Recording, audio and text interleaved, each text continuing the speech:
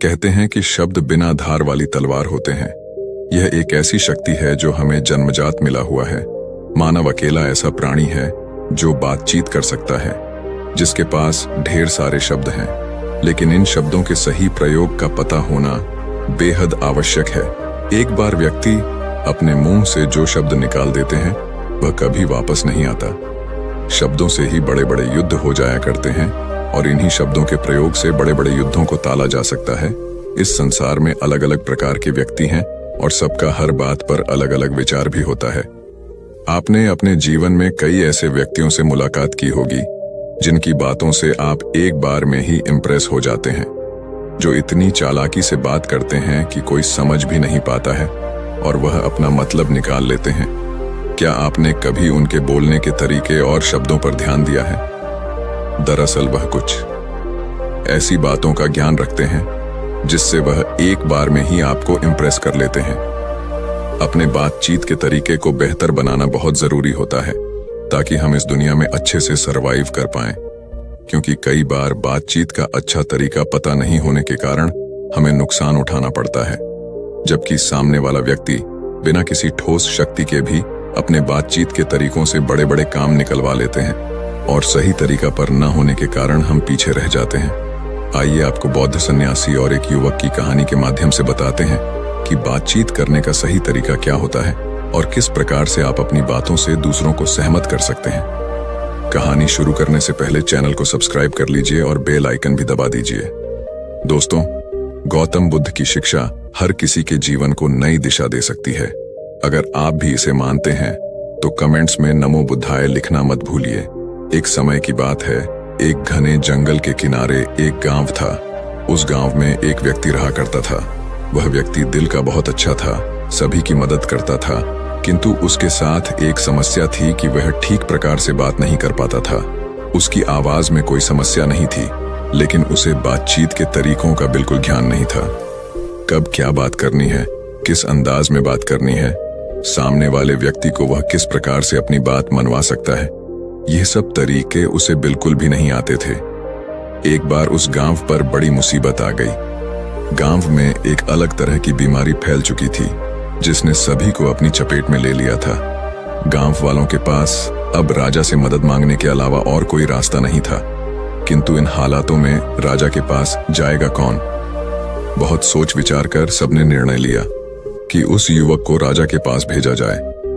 दरअसल गांव वालों का यह मत था कि इसे बातचीत करना तो आता नहीं है, राजा को इसे देखकर दया आएगी और वह गांव वालों के लिए अधिक से अधिक धन की व्यवस्था करेंगे। शुरू में वह युवक बहुत अधिक डर रहा था, लेकिन आखिरकार गांव वालों ने उसे राजा के पास जाने के लिए मना लिया। वह युवक राजा के पास पहुंच चुका था, किंतु जैसे ही वह राज्य में पहुंचा उसे इतना अधिक डर लगा कि राजा को यह बताने के स्थान पर कि गांव में बीमारी फैली है और गांव वालों को धन की आवश्यकता है, उसने राजा से यह कह दिया कि गांव वालों को जमीन की आवश्यकता नहीं है, आप उन्हें धन देकर जमीन ले सकते हैं। राजा को यह सुनकर बड़ी प्रसन्नता हुई। तुरंत ही उन्होंने अपने ढेर सारे सैनिक गांव में भेज दिए और सभी को थोड़ा थोड़ा धन देकर गांव खाली करवाने का आदेश दे दिया। यह सुनकर सभी गांव वाले रोने लगे, किंतु राजा का निर्णय भला कोई बदल सकता है क्या? जब वह युवक गांव में वापस पहुंचा तो उसने देखा कि वहां पर सैनिक पहले ही कब्जा कर चुके हैं। सभी गांव वालों ने उस युवक को खूब खरी खोटी सुनाई और रोते रोते अपना गांव छोड़कर चले गए। युवक को यह सब कुछ देखकर बहुत बुरा लगा। वह अपने आप को दोषी महसूस कर रहा था। यदि आज उसके पास बातचीत करने का अच्छा तरीका होता तो शायद गांव वालों के साथ बुरा नहीं होता। यह वह युवक मन ही मन बहुत अधिक परेशान हो चुका था। परेशान मन के साथ हुआ जंगल की ओर चल पड़ा था। वह जंगल में काफी दूर तक आ चुका था और उसे पता भी नहीं लग रहा था। तभी उसने देखा कि एक बौद्ध सन्यासी बहुत ही आत्मविश्वास के साथ पेड़ों से बातचीत कर रहे हैं। उसने मन ही मन सोचा कि यहाँ मैं इंसानों से ठीक प्रकार से बात नहीं कर पा रहा हूँ और यह बौद्ध सन्यासी पेड़ों से इस प्रकार की धारा प्रवाह बात कर रहा है। वह युवक वहीं पर रुक गया और छुपकर बौद्ध सन्यासी को देखने लगा। जब बौद्ध सन्यासी ने पेड़ों से अपनी बातचीत समाप्त कर ली, तब वह युवक की ओर मुड़े। युवक उन्हें देखकर घबरा गया और जाने लगा। तभी बौद्ध सन्यासी ने उसे आवाज देते हुए रोक लिया और उससे उसकी घबराहट का कारण पूछने लगे। तब उस युवक ने बताया कि उसे ठीक प्रकार से बातचीत करना नहीं आता है, इसीलिए अब वह किसी से बात नहीं करेगा। उसकी इस कमजोरी के कारण पूरा गांव दंड भोग रहा है, सभी को अपना घर छोड़ना पड़ा है। बौद्ध सन्यासी ने मुस्कुराते हुए कहा कि तुम कमजोर हो, यह तुम्हें पता चल गया, लेकिन इसे ठीक करने के स्थान पर बातचीत को हमेशा के लिए बंद कर लेना ठीक नहीं है, क्योंकि यह कमजोरी बार बार तुम्हारे सामने आएगी और बार बार घटनाएं होंगी। इस युवक को बौद्ध सन्यासी पर विश्वास हो गया कि यह अवश्य ही ज्ञानी मालूम पड़ते हैं और इनके पास मेरी समस्या का समाधान है। युवक ने बौद्ध सन्यासी से पूछा कि आप तो पेड़ों से भी इतनी धारा प्रवाह बात करते हैं, कृपया करके मेरी मदद कीजिए और मुझे बताइए कि मैं किस प्रकार से आत्मविश्वास के साथ धारा प्रवाह बातचीत कर सकता हूँ। बौद्ध सन्यासी और युवक दोनों वहीं पर पेड़ की छाया में बैठ गए। बौद्ध सन्यासी ने बताना प्रारंभ किया। उन्होंने कहा कि एक अच्छा से श्रोता ही अच्छा वक्ता बन सकता है। यदि तुम चाहते हो कि तुम्हारे बातचीत करने का तरीका अच्छा हो जाए, तो सबसे पहले सुनना सीखो। कई बार व्यक्ति अपनी ही मग्न में मस्त होते हैं और अपनी बातचीत में दूसरों की बातों को नहीं सुनते हैं। ऐसा करना बिल्कुल गलत है। यदि हम किसी के सामने बातचीत कर रहे हैं, तो उसकी बात को सुनना भी हमारा कर्तव्य है। यदि हम सामने वाले को अपनी बात पूरी करने देते हैं, तभी जाकर वह हमें आत्मविश्वासी मानकर हमारी बात पर ध्यान देते हैं और इस प्रकार से एक अच्छा संचार होता है। अच्छी बातचीत का दूसरा तरीका है विचारों को आसान भाषा में कहना। अपनी बात को आप जितना अधिक से अधिक सरल शब्दों का प्रयोग करके कहेंगे, सामने वाले व्यक्ति पर उतना अधिक असर होगा। जब आप बातचीत को बहुत ज्यादा घुमाफिर करते हैं, तो सामने वाला व्यक्ति उसमें रुचि नहीं लेता है, उसे आपकी बातें बेकार लगने लगती हैं और इस प्रकार आप जो कहना चाह रहे थे वह नहीं कह पाते हैं। स्पष्ट शब्दों का प्रयोग। बातचीत के तरीके में शब्दों का स्पष्ट होना बहुत जरूरी है। बहुत तेज और जल्दबाजी में शब्द नहीं कहने चाहिए। अपनी बात को मीठे स्वर में और धीरे धीरे बोलना चाहिए, ताकि सामने वाला व्यक्ति पूरी तरह से आपकी बात को समझ सके। जब सामने वाले व्यक्ति को आपकी बात में हिचकिचाहट नजर आएगी, तब वह या तो आपका मजाक उड़ाएगा या फिर आपकी बात में रुचि लेना बंद कर देगा। जो भी बात कहनी है, उसे आत्मविश्वास के साथ बिना डरे कहो। यदि तुम्हारे चेहरे पर डर दिखाई देगा, तो सामने वाला व्यक्ति तुम पर हावी होने का प्रयास करेगा। तुम थोड़ा डरे हो, वह अपनी क्रियाओं से तुम्हें और ज्यादा डराने का प्रयास करेगा। इस प्रकार तुम शब्दों को उल्टा पुल्टा कर दोगे। इसलिए अगर मन में डर भी है, तो ऐसा अभिनय करो कि सामने वाले व्यक्ति को तुम्हारे डर का पता ना चले। परिस्थितियों को देखकर शब्दों का प्रयोग करना सीखो। यह तरीका बहुत कम लोगों को आता है।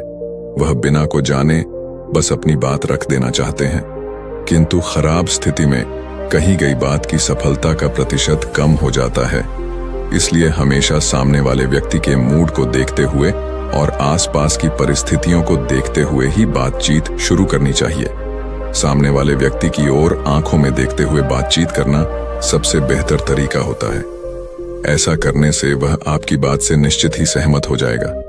यदि आप बातचीत के समय इधर उधर देखते हैं या फिर नीचे की ओर देखते हैं, तब सामने वाला व्यक्ति आपकी बातों पर विश्वास नहीं करता है और समझ जाता है कि या तो आप झूठ बोल रहे होंगे या आपकी बातों में किसी प्रकार का कोई वजन नहीं है। वह आपकी बातों से अपना ध्यान हटा लेता है और इस प्रकार उसे अपनी बातों से सहमत करना मुश्किल हो जाता है। कभी भी अपनी बात शुरू करने से पहले सामने वाले व्यक्ति को कुछ ऐसे शब्द कहें जिससे कि उसे प्रसन्नता हो।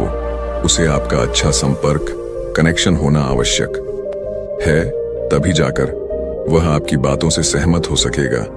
यदि उसे जरा सा भी महसूस हुआ कि आप उसके साथ रूखा व्यवहार कर रहे हैं, तब वह आपकी बातों पर ध्यान नहीं देगा।